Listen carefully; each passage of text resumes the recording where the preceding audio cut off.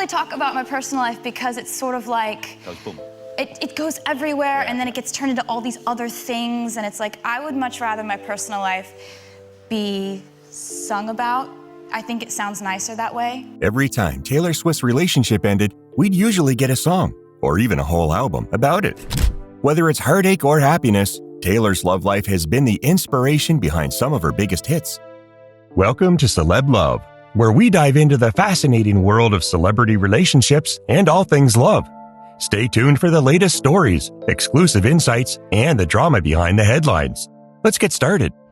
While she's now in a stable and publicly known relationship, she has a long list of exes, and we're here to break it all down. Let's dive into her past relationships and the songs that followed. We'll begin with her teenage romance with Joe Jonas. If you grew up watching Disney and were obsessed with the Jonas Brothers, you probably remember the buzz when Joe Jonas and Taylor Swift went public with their relationship. Fans were torn, heartbroken over Joe being off the market, but also rooting for the love story between the two stars. The romance, however, was short-lived. After just 3 months, Joe, who was 18 at the time, ended things with Taylor in a now infamous 27-second phone call. Ouch. It was Taylor's first highly publicized breakup, and it's believed she channeled her feelings into songs like Forever and Always and Last Kiss. Later, she reflected on their brief relationship with a more positive tone in the song Holy Ground. Now, let's move to the charismatic actor with boyish charm and intense on-screen presence, Lucas Till. You might remember him as Taylor Swift's next-door neighbor and love interest in her iconic You Belong With Me music video. What many don't know is that the two briefly dated in real life. Till revealed to MTV that they went on just 2 dates in 2009 before realizing they were better off as friends. He explained that there wasn't any drama, it just didn't work out. Even though they initially thought there was a spark. Who knows? Maybe You Belong With Me was Taylor's way of hinting she wanted them to try again. The Taylor-Lautner romance was the talk of 2009. It started when Taylor Swift and Taylor Lautner played high school sweethearts in a romantic comedy Valentine's Day, which marked Swift's acting debut. While her acting didn't make waves, their real-life relationship certainly did. The two were spotted together throughout the summer, but Swift's Saturday Night Live monologue confirmed the rumors. During her performance, she sang, "If you're wondering if I might be dating the werewolf from Twilight," then paused, mouthed, "Hi, Taylor," and added, "I'm not going to comment on that." Lautner also appeared on Saturday Night Live in December, where he humorously punched a Kanye West cutout in reference to Swift's infamous VMA moment. However, their romance didn't last long. They reportedly broke up that same month. Swift later addressed their breakup in her song Back to December, where she expressed regret for ending the relationship. After working with John Mayer on his single Half of My Heart, Taylor Swift told Elle she had always been a big fan and was thrilled to collaborate with him. While the song became a hit, their relationship that followed did not. In 2010, Swift, then 19, wrote the pointed breakup song Dear John, which is widely believed to be about Mayer, who was 32 at the time. The song describes a relationship with an older man and sparked rumors about their romance. Mayer didn't take it lightly.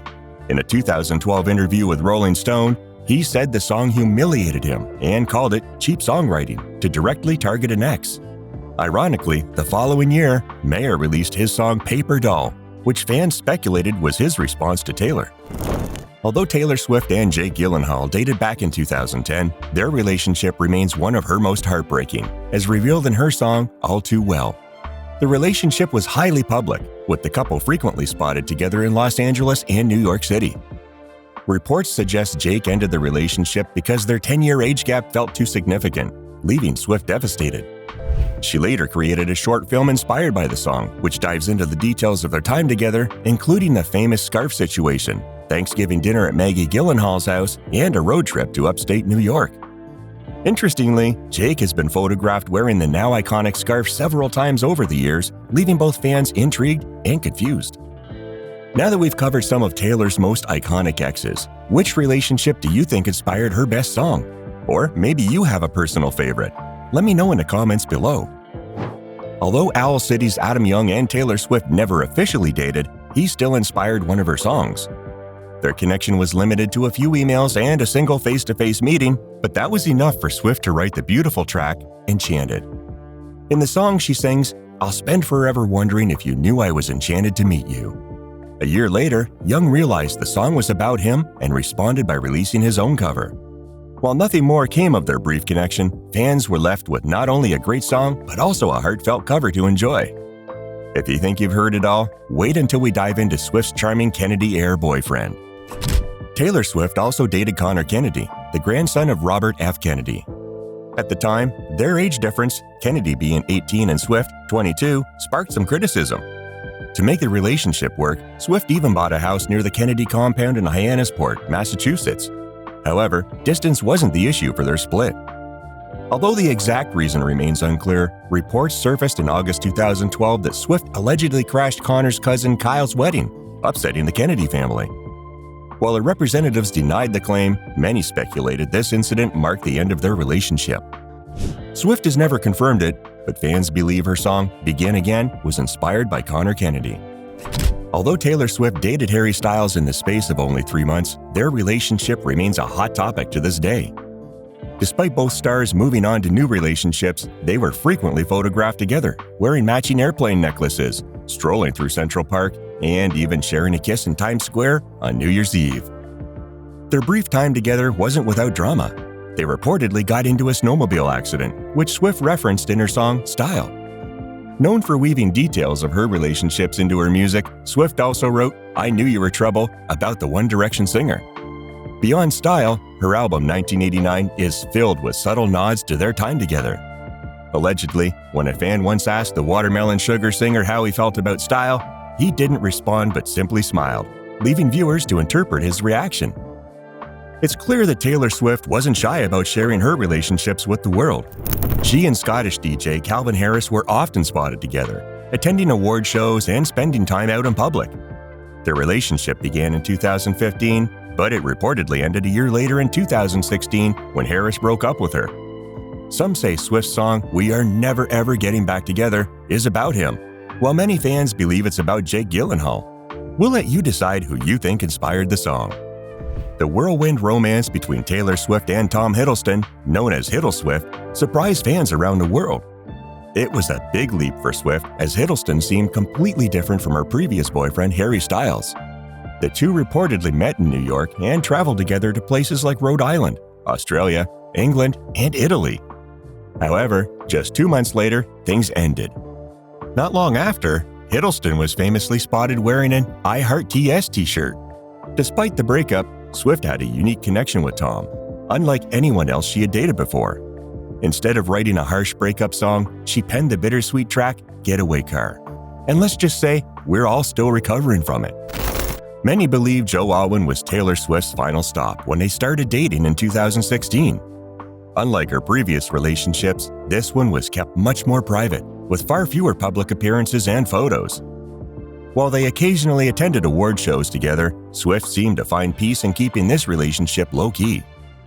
Of course, that didn't stop her from writing songs about Joe.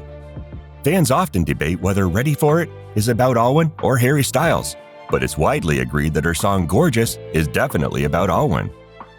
In the 2020 Disney Plus special Folklore, The Long Pond Studio Sessions, Taylor Swift revealed that William Bowery, the mysterious co-writer on several songs from her Folklore album, was actually her boyfriend, Joe Alwyn's pseudonym. When it came to speaking directly about Joe Alwyn, Taylor opened up in her 2020 documentary, Miss Americana. I was falling in love with someone who had a wonderfully normal, balanced life. We decided together we wanted our relationship to be private. I was happy. But I wasn't happy in the way I was trained to be happy. It was happiness without anyone else's input. We were just happy. In 2021, when Taylor won her third Grammy for Album of the Year, she made sure to thank Joe during her speech. Joe, who is the first person that I play every single song that I write, and I had the best time writing songs with you in quarantine, she said. The exact timeline of their breakup isn't clear, but rumors of their split first surfaced in April 2023. Taylor seemed to confirm the news in May 2023 when she deleted an Instagram reel explaining the meaning behind her song, Lavender Haze, which many associated with Joe. In early 2023, after breaking up with Joe Alwyn, Taylor started dating Maddie Healy, the lead singer of the 1975. Though the romance was brief, many fans think it inspired most of the songs on Taylor's latest album, The Tortured Poets Department. Rumors exploded when Taylor Swift, fresh off her 2023 breakup with long-term boyfriend Joe Alwyn, was spotted watching Kansas City Chiefs star Travis Kelce play a game. She was in the VIP section with his mom and her celebrity friends, sparking plenty of speculation. By then, Taylor and Travis were already dating. The two started hanging out in August 2023, a year after Travis sweetly mentioned her on his podcast, New Heights.